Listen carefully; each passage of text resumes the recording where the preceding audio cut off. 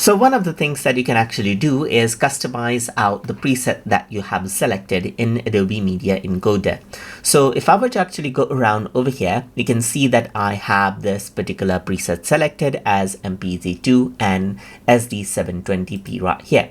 If I were to go ahead and click right here, then it opens up the export settings. And then if I were to go ahead and expand it, then you can see that this is what you have right here. So you can see that I got the video, audio, and so forth right here, and effects as well. I can even add in effects as I want. So let's say, for example, I can change around the quality of the video right here.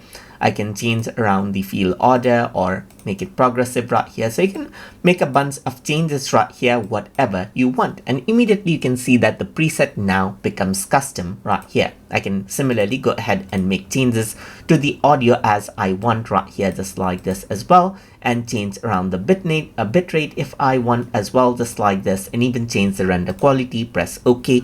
Then what happens is that for the selected format, you can see that it has been set to custom now. So that is how you can go ahead and then customize out the preset as you need inside of Adobe Media Encoder. So I hope you guys learned something as always. And as always, please like, comment, share, and subscribe